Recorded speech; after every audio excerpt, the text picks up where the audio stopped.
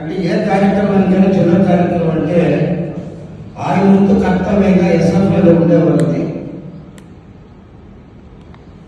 ఎంతో కొంతమంది ఎరువుల నుంచి పంపించేవాడు. అది 50, 20, 10 అక్కడ ఉన్న స్టూడెంట్స్ వచ్చేవాడు.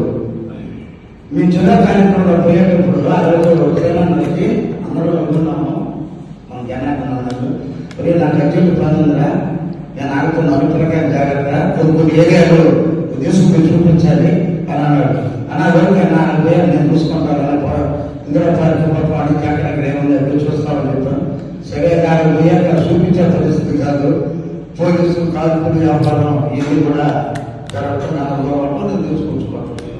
రెండోది మన పాత ఆఫీస్ కానీ దాన్ని దించు ఆయన ఎప్పుడు వచ్చానంటే అక్కడ వచ్చినప్పుడు కోర్టు టీఆర్లో ఉండడం, తర్వాత మనశాలకు వచ్చారు రావడం.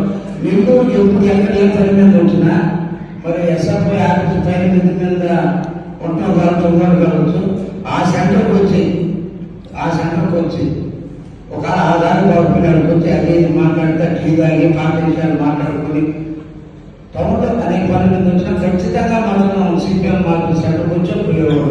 సేనంటే నాకు తెలిసినంత వరకు ఏదో వచ్చినా మన పాత్రలు పంచుంటారు ఈ పనాన్ని అయ్యేదని చెప్పు. రెండోది నాయకత్వ స్థాయికి వచ్చేటప్పటికి అంటే నాకు మనం చూసిన వాళ్ళలో ఒకటి మన్సూర్ అన్న, సిద్ధేశ్వరరావు అన్న, అలాగే భారత్ అన్న, వీళ్ళు 1, 2, 3, 4 సార్లు మాట్లాడితే వాళ్ళకున్న ఇది అడ్రస్ అంటే రే అటుగా చెప్పాలా అనే గర్వగలిగిన సోషల్గా అనగలిగింది నాకు తెలిసి మన్సూర్ అన్నప్పుడు, అట్లే సిద్ధేశ్వరరావు అన్నప్పుడు,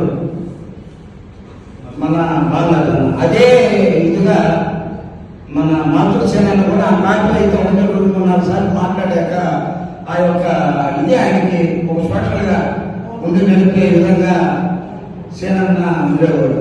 అయితే ఏది అంటే అయినప్పటికీ ఆయన కమ్యూనిస్ట్ పార్టీ నాయకుడు కానీ ఎస్ఎఫ్ఐ లీడర్ కానీ ఆయన అందరికీ గుర్తున్న వ్యక్తి. అదే విధంగా కొనసాగాడు. ఎన్ని ఉన్నా కానీ లెఫ్ట్ భావాలతో ఆయన ఏ పార్టీలో ఉన్నప్పుడు కూడా కమ్యూనిస్ట్ భావాలు లెఫ్ట్ భావాలతోనే ఎస్ఎఫ్ఐలో ఆ రోజు ఏమైతే ఆర్గనైజేషన్ చేశాడో అదే విధంగా ఉన్నాడు కాబట్టి